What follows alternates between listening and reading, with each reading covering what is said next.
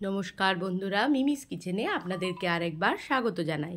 আজ আমি আপনাদেরকে অভিনব মুসুর ডাল বানিয়ে দেখাবো। এখানে আমি মুসুর ডাল ভালো করে ধুয়ে নিয়েছি আর নিয়েছি বেশ কয়েকটা টমেটো। এবার ডালের মধ্যে আমি জল, টমেটো আর নুন দিয়ে যা সেদ্ধ করে নিয়েছি, এই দেখুন সেদ্ধটা।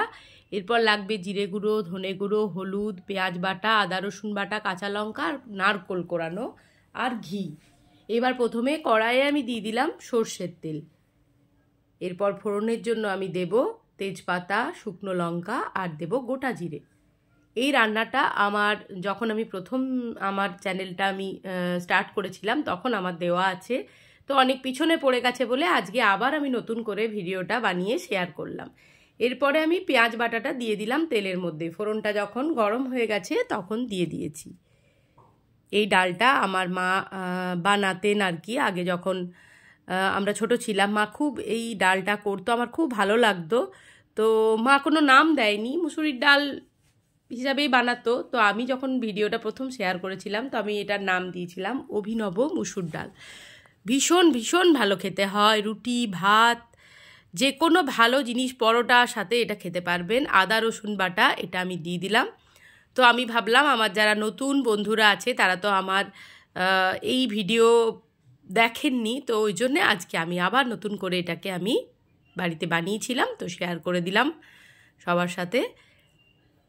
আদা রসুনটা মানে ভাজা ভাজা হয়ে গেলে তারপরে দিয়ে দিলাম হলুদের গুঁড়ো, দিয়ে দিলাম কাশ্মীরি লঙ্কার গুঁড়ো।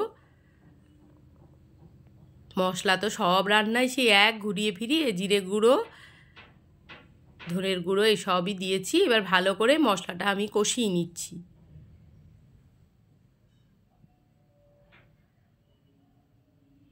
এই ডালটা আপনারা ভাত, রুটি সব কিছুর সাথে খেতে পারবেন। এবার সেদ্ধ করা ডালটা আমি দিয়ে দিলাম। টমেটোটা একটু বেশি দেবেন, যতটা টমেটো দেবেন খেতে বেশি টেস্টি হবে।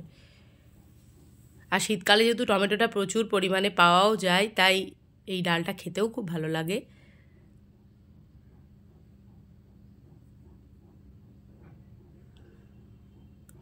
মানে ডালটার গন্ধটা এত সুন্দর মানে ওঠে, মানে মাছ মাংস স্বাদকেও হার মানিয়ে দেবে, এত ভালো লাগে খেতে। নুন দিয়ে দিলাম, পরিমাণ মতো মিষ্টিও দিয়েছি। এরপর দিয়ে দিলাম কাঁচা লঙ্কা দুটো, নুন দিলাম। এবার খুন্তি দিয়ে ভালো করে মিশিয়ে নিচ্ছি। ডালটা একটু থকথকে হবে, মানে একটু মোটা ডাল এটা। এবার একটা আমি তড়কা যেটা বানাবো সেটা হচ্ছে ডালে দেওয়ার জন্য ঘি দিয়ে দিলাম প্রথমে। এরপর যে নারকোলটা আমি কুড়িয়ে রেখেছিলাম সেই ঘিয়ের মধ্যে ওই নারকোলটা আমি দিয়ে দিয়েছি। এবার নারকোলটা কিন্তু ঘিয়ের মধ্যে ভেজে নিতে হবে।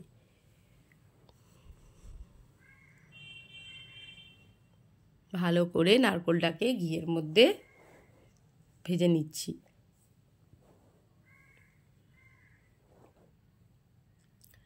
ভাজা হয়ে গেলে তারপর ডালের ওপরে এই নারকোলটা আমি দিয়ে দেব।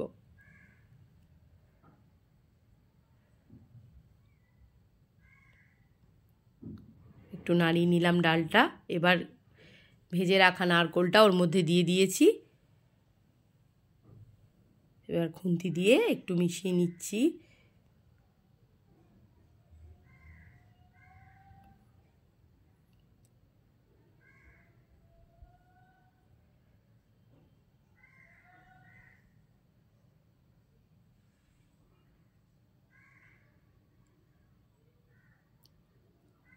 এবার ওপর থেকে দিয়ে দিলাম একটু গরম মশলার গুঁড়ো।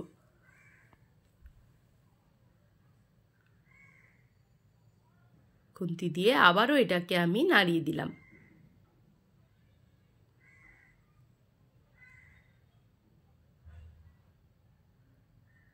ব্যাস তৈরি হয়ে গেছে আমার অভিনব মুসুর ডাল। ভিডিওটি ভালো লাগলে like, comment, share and subscribe করে আমার পাশে আপনারা এভাবেই থাকুন।